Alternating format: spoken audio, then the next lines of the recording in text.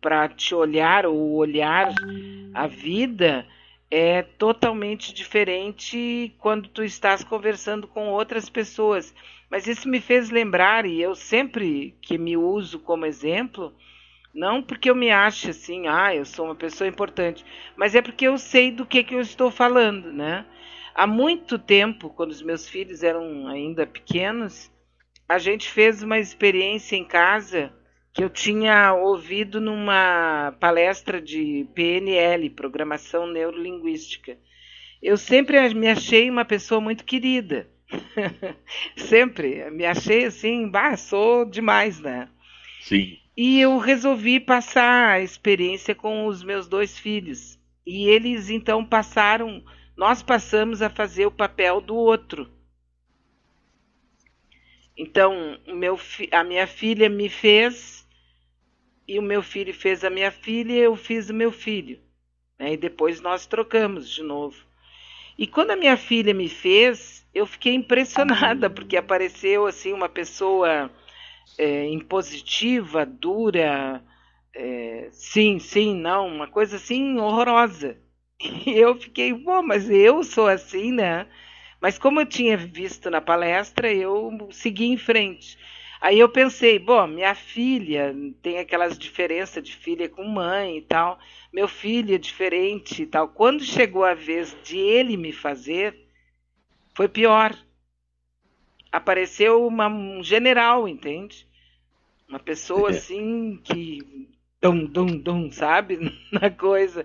E aquela experiência para mim foi riquíssima, tanto que é inesquecível. Eu não sei se eles lembram, mas foi assim um momento que eu me vi fora de mim, mas não com o meu olhar apaixonado, né?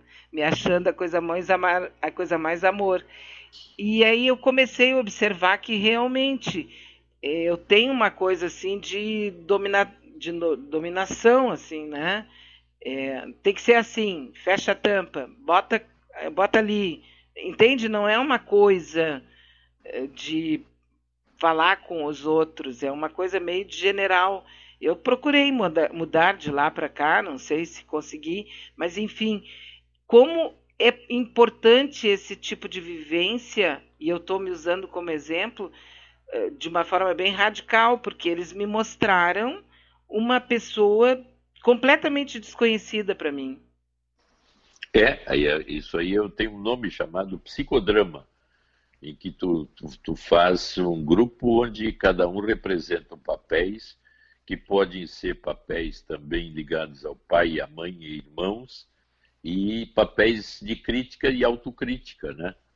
E até de vez em quando eu vejo assim grandes dificuldades de relacionamento consigo mesmo, eu sugiro fazer teatro por um tempo, porque o teatro te dá condições de, ao incorporar um determinado papel, tu diminuir incrivelmente todas as inibições e dificuldade de ser tu mesmo espontaneamente, né? Então, realmente, essas são as linhas de espelho. Espelhamento através do espelho, quer dizer, o espelho não mente. E eu tenho que entender que a imagem que o espelho me dá é aquela que eu tenho, né? Mas não é fácil. Não, não é fácil. Porque a gente tem sempre muita generosidade com a gente, certo? Tu Claro, sempre é a coisa mais querida, tu sempre faz tudo pelos outros, tu é uma pessoa generosa, tu é uma pessoa amiga, tu é uma pessoa não sei o quê. A gente meio que idealiza a gente mesma. sim. E aí, baseado nesse tipo de idealização, eu posso começar a fazer exageros ou ter condutas que são exageradas. Mas como isso faz parte da minha personalidade, da minha identidade, é a estrutura que a gente chama de narcisismo, quer dizer, eu sou e estou bem assim, qualquer crítica que me derem me agride e eu rechaço. Então, eu posso ser realmente uma pessoa muito querida, muito dada, muito isso, porque os outros dizem que eu sou. Mas em determinados momentos pode ser que eu não seja bem aquilo que eu acho que eu sou. Então eu deveria sempre estar aberto a críticas para que eu desenvolva cada vez mais essa capacidade de me adaptar. Não me adaptar como um político malandro, mas me adaptar ao grupo como uma pessoa que entende o outro e se dá bem com todos, né? E aqui eu pensei numa coisa, doutor Maia, dessa amiga que aos 71 anos está fazendo o que ela quer. Isso também não tem um pouco de você querer ser muito querida com os outros a vida inteira? Também tem isso, quer dizer, há um certo exagero de eu precisar ser vista de uma forma positiva. Então eu fico oblativa, ou me dou demais, ou coisa parecida. Mas aí também tem que haver uma crítica, né? Se isso me faz bem e eu tenho condições e os retornos são agradáveis e não há nenhuma crise maior, e dentro da linha familiar dela, isso que ela está sendo não está criando problemas intrafamiliares mais agressivos ou coisa assim, eu acho que ela está indo bem, né? Claro, não tem dúvida. Mas temos aqui uma outra. Olha, hoje nós estamos atingindo aqui os nossos amigos. Nosso WhatsApp é o 986877340. Você também pode, se quiser, né, enviar alguma questão aqui que a gente preserva o nome. Mas essa veio pelo Messenger, que é do Facebook. A nossa amiga diz mais ou menos assim, quer dizer, vou ler aqui. Acho que eu estou fazendo mal para o meu marido. Ocorre o seguinte, meu marido bebe muito, e ele comete algumas atrocidades com a boca, com a palavra. Ele diz coisas horríveis quando bebe. Só que no dia seguinte, ele vem choroso e pede perdão. Eu tenho perdoado sempre, apesar do ódio crescente que tenho dele. Acho que estou chegando no meu limite. E, ao mesmo tempo, uma amiga me disse que eu sou culpada por ele ser assim, porque eu sempre perdoei. Acho que o meu caminho é não perdoar mais e fazer o que tiver que ser feito para pôr fim a isso. Ele não bebe todos os dias, mas quando bebe, bebe. Aí é uma coisa já que está ficando bem grave, né? Porque nela a coisa está ficando cada vez mais difícil de aguentar essa repetição que vai ficando absolutamente neurótica, né? E uma coisa muito ruim. A hipótese é que ela então, vamos dizer, não perdoasse, tomasse uma atitude um pouco mais clara e tomasse uma direção nova. Não estou te perdoando, não quero conversar contigo, e se afastasse, né? Como primeira hipótese naquele momento. Quer dizer, vem pedir perdão, fica pedindo perdão sozinho. Eu vou sair, eu não quero ouvir isso. Algo por aí, né? Como começo de possibilidades de mudança. Que ele sentisse que o ciclo não se fecha, porque é aquela coisa, né? Eu peco e tu me perdoa, eu peco e tu me perdoa. Então, tem uma repetição prazerosa. Eu bebo com prazer, depois peco e, ao ganhar o perdão, posso pecar de novo. Quer dizer, ela está mantendo a coisa em ciclo vicioso. E o desgaste está sendo dela. Então, Sim, ela tem que mudar. Isso me lembra um pouco a indulgência da Igreja Católica, né? A pessoa faz o que bem entende, peca pra caramba, depois vai lá, pede perdão, diz 40 Pai Nossos, 45 Ave Maria e está perdoado. Eu sempre achei isso uma coisa horrorosa.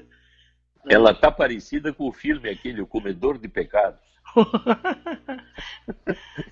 Ela deve ver esse filme, porque o cara chega, um padre que vai junto ao pecador, e ali, né, aí uma coisa assim, mais de ficção científica, começa a sair uma energia da boca do pecador e o padre abre a boca e a energia vai toda para ele. Ele está todo perdoado. Ela está fazendo isso, né? Ela está comendo o pecado dele, mas não está dissolvendo os pecados dele dentro dela. Então ela está ficando mal. É bem o que tu falou. Indulgências. As indulgências, porque nem sempre tu ser dura é algo que vai fazer mal para outra pessoa. Às vezes é um caminho de solução, não é? A dureza é limite. Tem momentos que eu tenho que dar limites. Porque senão, sem limites, o que acontece? Invasões absurdas, né? Porque a pessoa sabe que vai ser perdoada, né? Fica sem vergonha. E vai o tempo todo, né? Vai lá, confesso que pequei, qual é a pena? É essa. Ah, que bom. Posso pecar de novo. Isso a gente pode transferir para a mãe com os filhos. Pode.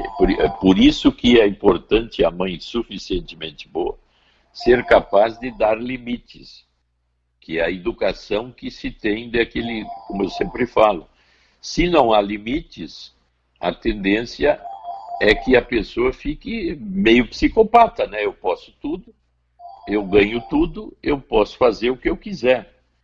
Agora, se existem regras sociais e regras de convivência, eu tenho que colocá-las dentro de mim como regras a serem obedecidas. Então eu posso conviver bem. Se não há regras, há anarquia, né? E as crianças, desde muito pequenininhas, percebem quando tem uma dupla mensagem. Claro, porque a mãe que a gente chama suficientemente boa é aquela que tem uma empatia enorme com a criança, ama essa criança, mas sabe dos limites que têm que ser dados em determinado momento e aceita atitudes, vamos dizer, mais agressivas da criança, sem entender que ela está sendo agredida, porque ela sabe que ao assumir ou ter capacidade de viver isso, ela está dando autonomia para o filho. Porque se eu repreendo categoricamente, os limites são muito rígidos, a pessoa fica trancada em si mesma. Eu preciso realmente abrir porteiras e, de certa forma, escapar um pouco para ganhar autonomia e aprender com a experiência. Então, o pai e a mãe suficientemente bons têm uma noção clara dessas zonas limites, aonde não se deve ultrapassar e aonde se deve ultrapassar. Então, vem ao encontro daquele velho ditado que a dor ensina a crescer. A dor ensina a gemer, né? Como se diz. E o gemido sempre é uma possibilidade de entender por que doeu, né? Quer dizer, se eu boto a mão em cima do fogão, eu aprendo que ali queima. Eu jamais saberia que isso queima a mão se eu nunca botar a mão no fogo. Claro. Pois aliás, essa é a profilaxia da dor, né? Se nós não sentíssemos dor, nós nos mataríamos muito cedo.